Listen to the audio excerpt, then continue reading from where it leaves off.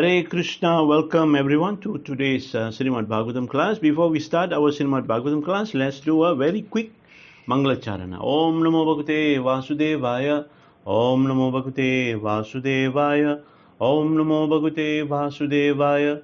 Narayanam Namaskrityam Narum Chaim Narottamam Deving Saraswating Vyasam Tato Jayam Vidirayat Nastaparesha Avatareshu Nityam Bhagavata Sevaya Bhagavate Uttama Sloke Bhaktir Bhavadi Naistikhi Om Jnana Timirandasya Jnana Jnana Salakaya Chaksuran Maratanyana Tasmai Sri Guruve Namaha Nama Om Vishumudaya Krishna Prestaya Bhutale Srimate Japataka Swami Iti Namine Nama Achara Padaya Ditai Kripapadayane Gorakadadam Dayu Nirgram Tani Jai Sri Krishna Chaitanya Prabhu Nityananda Sri Advaita Gadadhar Sri Vasadi Gaurabhakta Vrinda Hare Krishna, Krishna Krishna, Hare Hare, Hare Rama, Rama Rama, Hare Hare.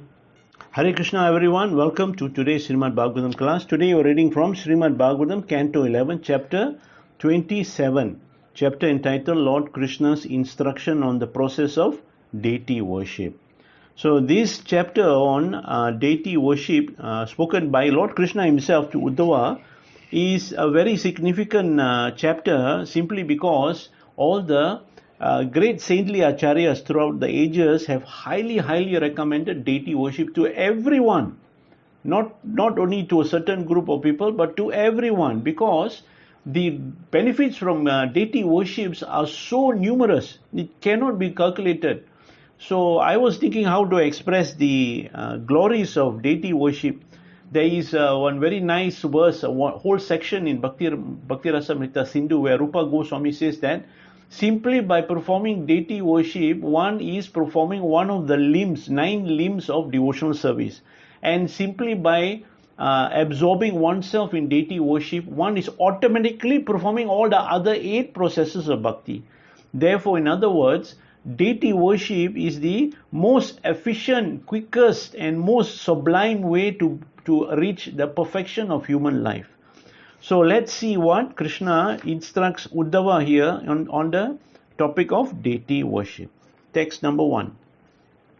Sri Uddhava said, "My dear Lord, O Master of the devotees, please explain to me the prescribed method of worshipping you in your deity form.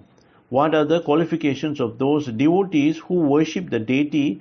On what basis is such worship established? And what is the specific method of worship?" Text number 2. All the great sages repeatedly declare that such worship brings the greatest benefit possible in human life. This is the opinion of Narada Muni, the great sage Vyasa, and my own spiritual master Brihaspati. Text number 3 and 4. O most magnanimous Lord, the instructions on this process of deity worship first emanate from your lotus mouth. Then they were spoken by the great Lord Brahma to his sons, headed by Bhrigu, and by Lord Siva to his wife Parvati. This process is accepted by and appreciated for all the occupational and spiritual orders of society. Therefore, I consider worship of you in your deity form to be the most beneficial of all spiritual practices, even for woman and Sudra. Text number 5. O Lotus-eyed One, O Supreme Lord of all Lords of the universe, please explain to your devoted servant these means of liberation from the bondage of work. So here Uddhava is asking Krishna a very specific question and pertaining to deity worship. So in addition to performing our prescribed duties, which is highly recommended in the scriptures, devotees of the Lord engage in regulated worship of the Lord in his deity form in the temple. Such worship acts powerfully to cleanse the heart of both the lust to enjoy one's material body and the material family attachment that results directly from this lust. To be effective, however, the process of deity worship must be performed in the authorized way. Therefore, Uddhava now inquires from the Lord about this subject matter. So must be very careful. This deity worship, no doubt, is very wonderful, but for it to be effective, you have to follow the instruction of Guru and Krishna very carefully. Now let's see what Krishna says. Text number 6. The Supreme Personality of Godhead said, "My dear Uddhava, there is no end to the innumerable Vedic prescription for executing deity worship. So I shall explain this topic to you briefly, one step at a time."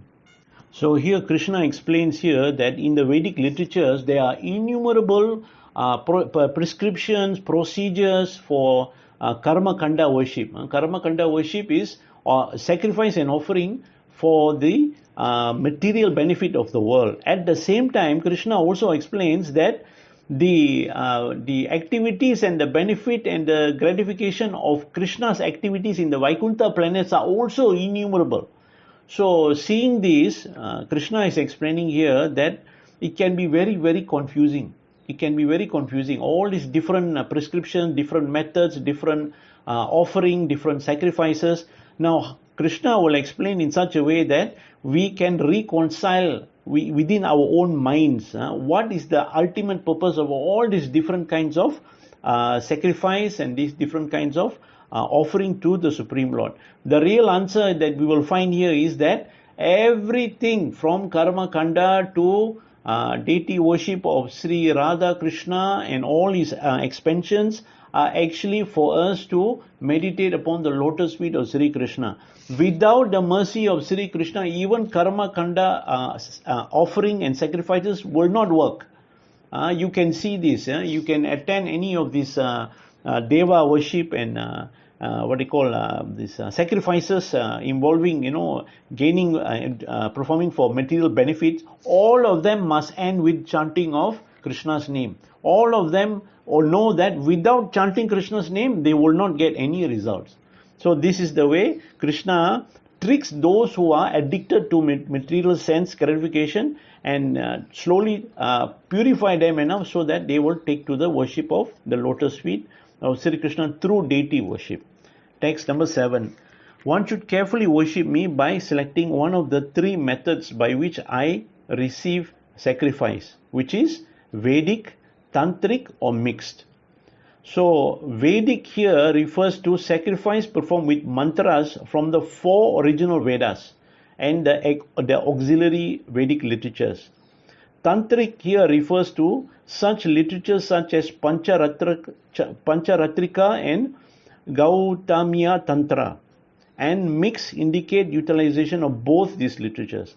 It should be remembered that sacrificial imitations of elaborate Vedic sacrifice will not bring one the actual perfection of life. One must perform sacrifice according to the prescription of the Supreme Lord, who recommends for this age the chanting of his holy name, Hare Krishna, Krishna Krishna, Hare Hare, Hare Rama, Rama Rama, Hare Hare. It is said in the scripture that in this age of Kali-yoga there is no greater sacrifice than the chanting of the holy name of Krishna in a congregation. Text number 8. Now please listen faithfully as I explain exactly how a person who has achieved twice born status through the relevant Vedic prescription should worship me with devotion. So here members of the Brahmanas, Kshatriya and Vaishya communities all achieve Dvijatma, twice born status by initiation into Gayatri Mantra. Traditionally, fully qualified Brahmana boys may be initiated at the age 8. Kshatriyas at 11 and Vaishyas at 12, provided the proper conditions are met. Having achieved twice born status, one can faithfully worship the Supreme Personality of Godhead in his form of the deity, as the Lord himself will prescribe. Text number 9. A twice born person should worship me, his worshipable Lord, without duplicity, offering appropriate paraphernalia in loving devotion to my deity form or to the form of me appearing upon the ground, in fire, in the sun, in water, or within the worshipper's own heart. Text number 10. One should first purify his body by cleansing his teeth and bathing. Then one should perform a second cleansing by smearing the body with earth and chanting both Vedic and Tantric mantras. So Krishna is saying here, after bathing, getting up in the morning, brushing your teeth and taking your bath, one should perform cleansing by smearing body with earth. Here the earth is tilak. We should place tilak on 12 parts of our body plus our tuft of our hair at the top of the head. That is the 13th one. And chanting of Vedic and Tantric mantras. This chanting of Vedic and Tantric mantras is actually the Vishesh Achaman, the full Achamanam that we should do before we perform our worship. Text number 11. Fixing the mind on me, one should worship me by various prescribed duties, such as chanting the Gayatri mantra at the 3 junction of the day. Such performance are enjoined by the Vedas and purifies the worshipper of reactions to fruitive activities. Text number 12. The deity form of the Lord is said to appear in 8 varieties. The first one is stone, second one is wood, third one is metal, fourth one is earth, fifth one is paint, sixth one is sand, and seventh one is the mind, and the eighth one is jewels. So here Srila Jiva Goswami explains that certain deity forms such as made of sand are manifest for a brief time only to fulfill a personal desire of the worshipper. Those, however, who desire to attain pure love of Godhead should worship the permanent form of the deity made, for instance, of marble, gold or brass. Then they should maintain continual worship. In Krishna consciousness, there is no scope for neglecting the worship of the Supreme Personality of Godhead. In Krishna consciousness, our aim is to achieve pure love of God, and the only way we can achieve pure love of God is by performing deity worship continuously, eternally, nitya seva. So once you start deity worship, there is no question of stopping it. Text number 13. The deity form of the Lord, who is the shelter of all living entities, can be established in 2 ways, temporary or permanently. But a permanent deity having been called can never be sent away, my dear Uddhava. So here Krishna is saying that devotees of the Lord understand themselves to be the Lord's eternal servitor, recognizing the deity to be the Lord himself. They permanently install the deities and engage in perpetual worship, nitya seva. The impersonalists, however, regard the eternal form of the Lord as a temporary manifestation of illusion. In fact, they regard the deity form as a mere stepping stone in their ambitious program to become God. Materialistic persons of whatever stripe consider the Lord to be their order supplier, and so they make temporary arrangement for religious ceremonies to achieve temporary material sense gratification. This temporary mode of worship is favored by those desiring to exploit the personality of Godhead for their personal ends, whereas the loving devotees of in Krishna consciousness eternally engage in worship of the Supreme Personality of Godhead. They install permanent deities meant to be worshipped perpetually. Text number 14. The deities that is temporarily established can optionally be called forth and sent away, but these 2 rituals should always be performed when the deity is traced upon the ground. Bathing should be done with water except if the deity is made of clay, paint or wood, in which case a thorough cleansing without water is enjoined. So here there is various classes of devotee who worship the deity of the personality of Godhead according to their various stage of faith in the Lord. An advanced devotee of Lord Krishna understands his eternal loving relationship with the Lord and sees the deity as the Lord himself, established an eternal relationship with the Lord based on loving servitude to him. Understanding Lord Krishna to be an eternal form of bliss and knowledge, a faithful devotee makes a permanent arrangement for deity worship, installing the Lord form made of, for example, stone, wood or marble. The Salagram Shila is considered to be automatically installed even without the formal ceremony, and so it is forbidden to call the deity with mantras or ask the deities to leave. On the other hand, if one prepares a deity form by drawing on a sanctified ground and by constructing a sand image, one must call the deity with mantras and then ask the deity to leave the external form, which soon will be demolished by natural elements. The general principle here is that pure devotees of the Lord understand his relationship with the deity to be eternal. The more one surrenders in loving devotion to the deity, the more one can understand the Supreme Personality of Godhead. Lord Krishna is a person, but he is the supreme person, possessing his own unique feelings. One can easily please the Lord by devotional service offered to his deity form.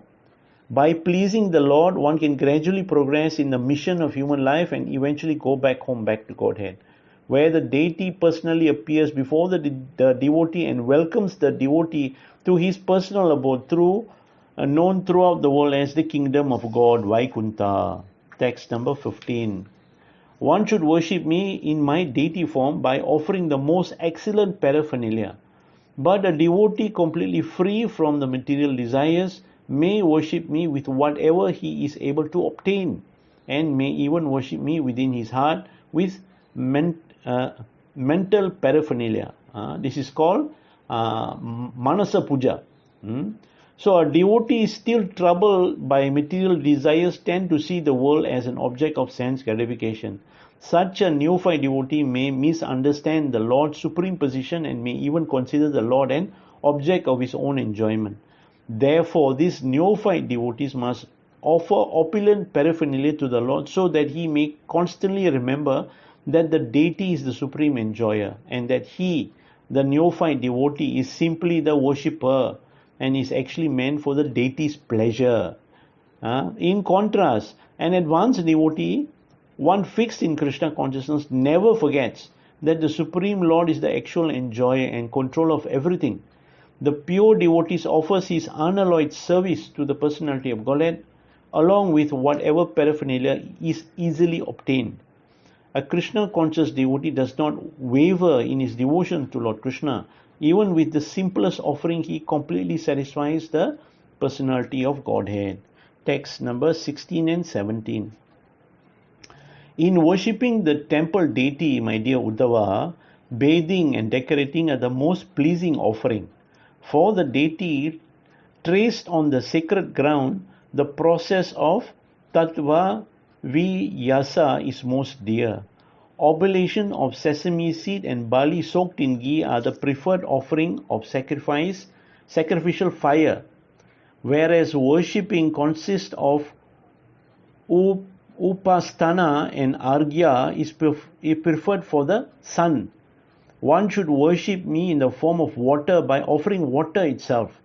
Actually, whatever is offered to me with faith by my devotees, even if only a little water, is most dear to me. So here Krishna is revealing that he is everywhere. He's in everything, in water, in fire, in the sun, in the ground, everywhere actually. And Vedic culture prescribed various ritualistic methods for worshipping the Lord in his various manifestations. The principal item is the faith and devotion. This one we have to remember. Whatever we do, if we don't do it with faith and devotion, it will be useless. It will not give you any results. And Krishna is stating here itself, it is because of love and devotion he accepts such whatever the offering might be. Even it might be a glass of water. Text number 18. Even very opulent presentation do not satisfy me if they are offered by non-devotees. But I am pleased by an insignificant offering made by my loving devotees. And I am certainly most pleased when nice presentation of fragrant oil, incense, flowers, and palatable foods are offered with love. See, Krishna is revealing here itself the secret to performing loving devotional service. So here Krishna has stated in the previous verse that even a little water offered with love and devotion gives him greatest pleasure. Therefore, Lord completely will be happy when a suitably opulent offering is made with love and devotion. But an opulent offering made by non-devotees cannot please the Lord. So Srila Jiva Goswami explains that the rules and regulations concerning deity worship and the listing of offences against the deities are all meant for helping one avoid precisely this kind of disrespectful or neglectful attitude towards the personality of Godhead in his deity form. In fact, all offences against the deity are based upon irreverence and disregard of the Lord's position as the master, and thus upon disobedience of his orders. Since one must worship the deity with reverence, one should offer opulent presentation to the deity with love. For such presentation both enhance the respectfulness of the worshipper and help him avoid offenses in his worship. Text number 19. After cleansing himself and collecting all the paraphernalia, the worshipper should arrange his own seat with blades of kusa grass with tips pointed eastward. He should then sit facing either east or north, or else, if the deity is fixed in one place, he should sit directly facing the deities. So Krishna here is explaining, before beginning the deity worship, one should place all the necessary paraphernalia nearby. That means we should be organized. We should not be haphazard. In this way, one will not have to get up continuously to search for different items. If the deity has been permanently installed, then one should sit facing the deities. Text number 20. The devotee should sanctify the various parts of his body by touching them and chanting mantras. He should do the same for my deity form, and then with his hand he should cleanse the deity of all old flowers and remnants of previous offering. He should properly prepare the sacred pot and the vessels containing water for sprinkling. So before beginning the process of worshipping the deities, one should offer obeisance to the spiritual master, the deities and other worshipable personality. So before doing anything, we must cleanse ourselves first. So Krishna is here referring to this Vishesh Achamana. Text number 21. Then with the water that Prokshaniya vessel has been sprinkled, the area where the deity is being worshipped, the offering that are going to be presented, and his own body. Next, he should decorate the various auspicious substance, 3 vessels filled with water. So here Krishna is going into detail into the actual deity worship itself. Before the rule of thumb here is, whatever we do with regards to deity, it must be cleansed, either physically cleansed and cleansed with mantras. So Krishna is explaining this in the purport here. So he says here that Vedic literature state that the water meant for bathing the feet should be combined with millet seeds, dhruva grass mixed in water, Vishnu Kranta flowers and other items. The water used for arghya should include the following 8 items: fragrant oil, flowers, unbroken barley corn, husk barley corn, the tips of kusa grass, sesame seed, mustard seed, and dhruva grass. The water for sipping should include jasmine flower, ground cloves, and ka-kola berries. Text number 22. The worshipper should then purify those 3 vessels. He should sanctify the vessel holding water for washing the Lord's feet by chanting Hardayaya Namaha, the vessel containing water from Arghya by chanting Sirase Swaha, and the vessel containing water for washing the Lord's mouth by chanting Shikhaya Vasat. Also, the Gayatri mantra should be chanted for all 3 vessels. Text number 23. The worshipper should meditate upon my subtle form, which is situated within the worshipper's own body, now purified by air and fire as the source of all living entities. This form of the Lord is experienced by self-realized sages in the last part of the vibration of the sacred syllable Om. So here, according to Sridhar Swami, the pranava or Omkara has 5 parts: A-U-M, the nasal bindu, and the reverberation nada. Liberated soul meditate upon the Lord at the end of that reverberation. Text number 24. The devotees conceive of the supersoul whose presence surcharges the devotee's body in the form of corresponding to his realization. Thus the devotee worships the Lord to his full capacity and becomes fully absorbed in him. By touching the various limbs of the deity and chanting appropriate mantras, the devotee should invite the supersoul to join the deity form, and then the devotee should worship me. So here Krishna is explaining that the body of a devotee is pervaded by the Supreme Lord, just as a house is pervaded by the glow of a lamp. Just as one gestures in a friendly way to indicate that a guest should enter one's house, one touches the body of the deity, chanting appropriate mantras, and enthusiastically invites the supersoul to enter the form of the deity. Since both the deity and the supersoul are the Supreme Personality of Godhead, they are not different. One form of the Lord can immediately become manifest in another. Text number 25 and 26. The worshipper should first imagine my seat as decorated with the personified deity of religion, knowledge, renunciation, and opulence, and with my 9 spiritual energies. He should think of the Lord sitting placed as a 8-petal lotus, effulgent on account of the saffron filament within this world.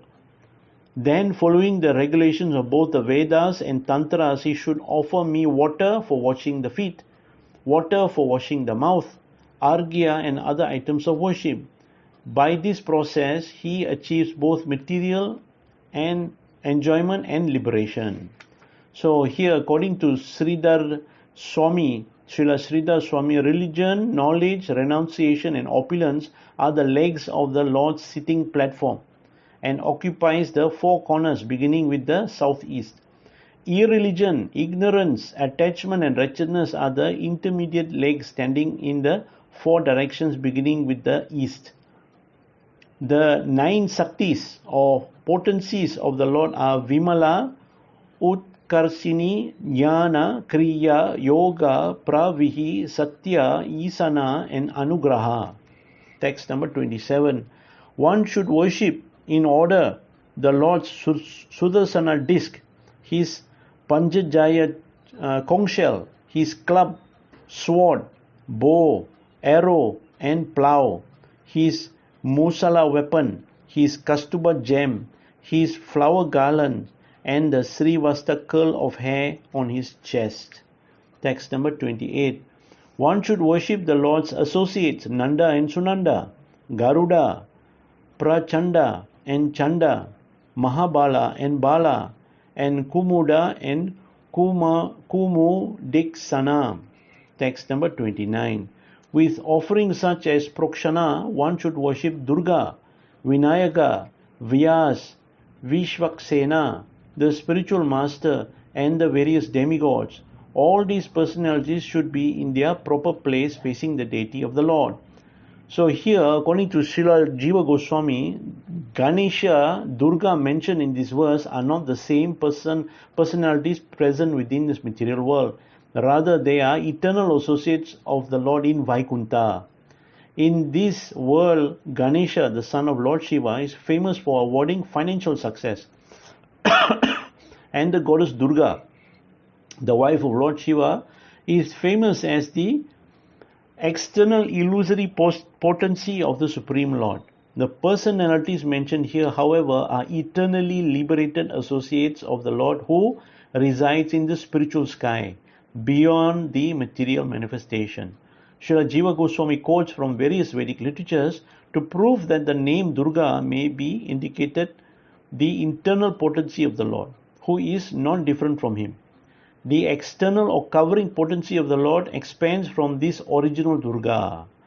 The Durga of this material world, called Mahamaya, assumes the function of bewildering the living entities. Thus, a devotee should not fear becoming polluted by worshipping Durga mentioned here, who has the same name as illusion, but rather the devotee should show respect to these eternal servitors of the Supreme Lord in Vaikuntha. Text 30 and 31. The worshipper should bathe the deity every day, as opulently as his assets permit, using water scented with sandalwood, usira root, camphor, kumkuma, and agura. One should also chant the various Vedic hymns, such as the Anuvaka, known as Sravana Grama, and the Mahapurusha Vidya, the Purusha Shukta, and various songs of the Samaveda, such as Rajana and the Rohinya. Text number 32. My devotee should then lovingly decorate me with clothing, a Brahmana thread, various ornaments, marks of tilak and garland, and he should anoint my body with fragrant oils, all in the prescribed manner. So here in the purport there is a very nice description of Lord Vishnu's instruction to Ambarish Maharaj, that is stated in Vishnu Dharma, Upa Purana. He says there that absorbing your mind completely in the deity, you should give up all other shelter and consider the deity your intimate well-wisher. You should mentally worship him and meditate upon him while you walk, while you stand, while you sleep and eat. You should see the deity in front of you, behind, above, below, and on both sides. In this way, you should constantly remember my deity form. In the Gautamiya Tantra, one is enjoined to give the deity of the Lord a Brahmana thread, if possible, one made of gold. In the Narasimha Purana, it is stated, if one offers to Lord Govinda a yellow sacred thread containing 3 strands of silk, he will become an expert in Vedanta. Text number 33. The worshipper should faithfully present me with water for washing my feet and mouth, fragrant oils, flowers, and unbroken grains, along with incense, lamps, and other offering. Text number 34. Within his means, the devotee should arrange to offer me sugar, candy, sweet rice, ghee, sakkuli, rice flour cake, apupa, various sweet cakes, modaka, steamed rice flour dumpling filled with sweet coconut and sugar, samyava, wheat cake made of ghee and milk and covered with sugar and spice, yogurt, vegetable soup, and other palatable foods. One can acquire detailed recipes of all these nice preparation from Sri Hari Bhakti Vilasa, written by Sanatan Goswami. Text number 35. On special occasions and daily, if possible, the deity should be massaged with ointment, shown a mirror, offered a eucalyptus stick for brushing his teeth, bathed with 5 kinds of nectar, offered all kinds of opulent food, and entertained with singing and dancing. So here, in Vishwanath Chakravarti Thakur, he describes the process of deity worship as follows. First, the deity's teeth should be cleansed, and his body massaged with fragrant oils and rubbed with vermilion, camphor powder, and so forth. Then he should bathe with fragrant waters and the 5 kinds of nectar.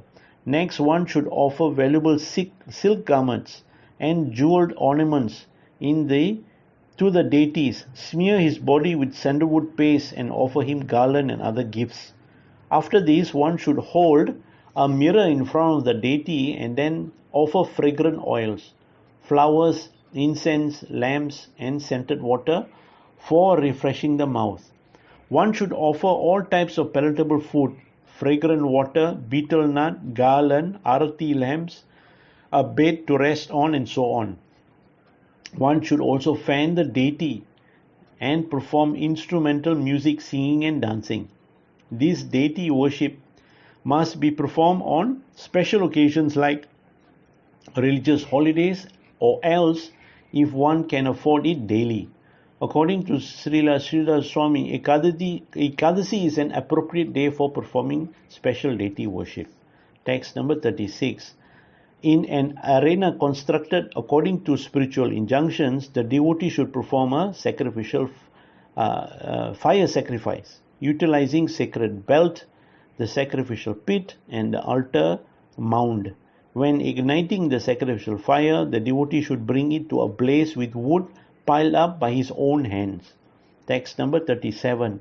After spreading kusa grass on the ground and sprinkling it with water, one should perform their avardhana ritual according to the prescribed rules. Then one should arrange the items to be offered as oblation and should sanctify them with water from the sprinkling vessel.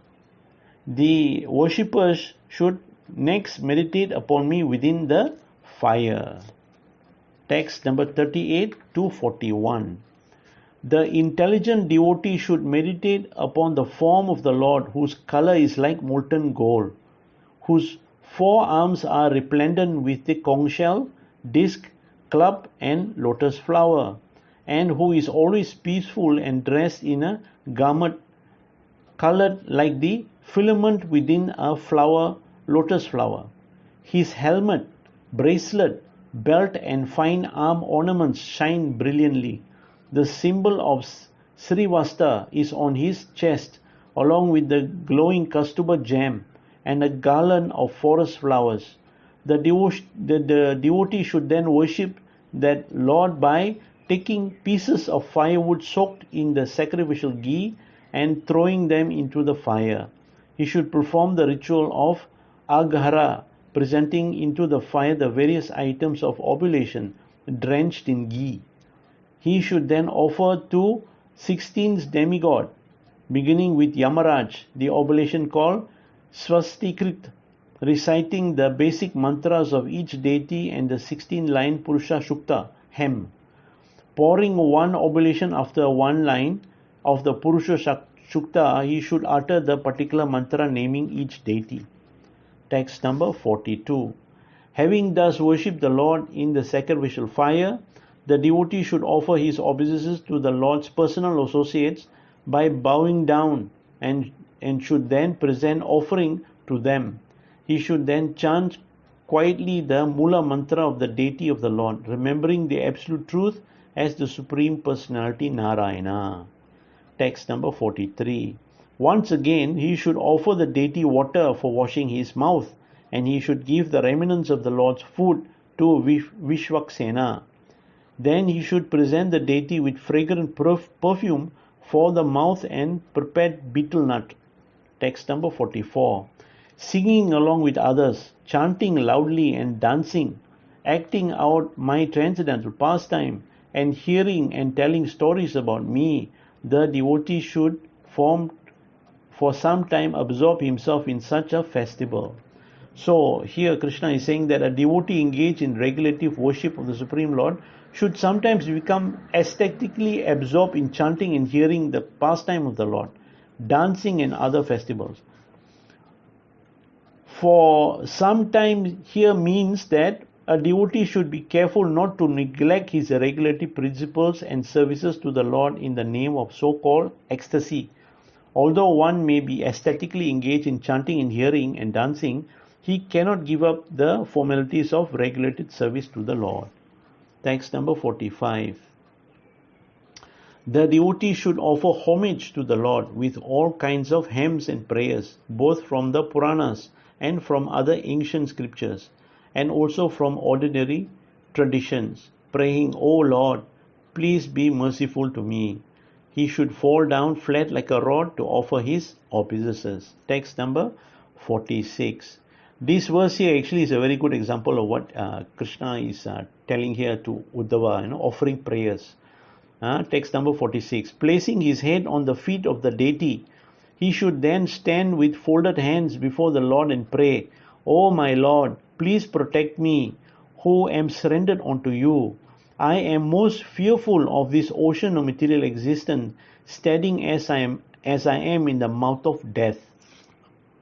It's a very nice prayer to recite to the Lord. Text number 47. Praying in this way, the devotee should respectfully place upon his head the remnants I offer to him. And if the particular deity is meant to be sent away at the end of the worship, then this should be performed. The devotee is once again placing the light of the deity's presence inside the light of the lotus within his own heart. Text number 48. Whenever one develops faith in me, in my form as a deity or other bona fide manifestation, one should worship me in that form. I certainly exist both within all created beings and also separately in my original form, since I am the super soul of all. So here Krishna is explaining that the Supreme Personality of Godhead is worshipped according to the faith of a particular worshipper. The deity form, Arka, is specifically mentioned here because deity worship is essential for spiritual progress. Srila Bhakti Siddhanta Saraswati Thakur mentions that inexperienced person may think that the deity is meant for the sense gratification of the worshipper. since superficially the deity is made of external substance such as marble or brass. But through the process of installing the deity by chanting the authorized mantra, one invites the Supreme Personality of Godhead to enter the deity form. By a regulated, faithful worship, one gradually understands that the deity is completely non-different from the Supreme Lord himself. At that stage, on the strength of the deity worship, one rises to the second-class platform of devotional service. At this more developed stage, one desires to make friendship with other devotees of the Lord. And as one becomes solidly established in the community of Vaishnavas, one completely gives up material life and gradually becomes perfect in Krishna consciousness. Text number 49. By worshipping me through the various methods prescribed in the Vedas and Tantras, one will gain from me his desired perfection in both his life and this life and the next. Text number 50. The devotee should more fully establish my deity by solid constructing a temple along with beautiful gardens. These gardens should be set aside to provide flowers for the regular daily worship, special deity procession and holiday observance. So here Krishna is giving a chance even to those who are very opulent. He says here that wealthy, pious persons should be engaged in constructing temples and gardens for the pleasure of the deities. The word dharma indicates that the most solid means of construction should be employed. Text number 51. One who offers the deity gifts of land, market, cities and villages so that the regular deity worship and special festivals of the deity may be on continually will achieve opulence equal to my own. So Krishna is saying here, by placing tract of land in the deity's name, there will be regular income for the opulent deity worship, both for rent and for agriculture products. A worshipper who takes the arrangement mentioned above will certainly achieve opulence like that of the Personality of Godhead. Text number 52.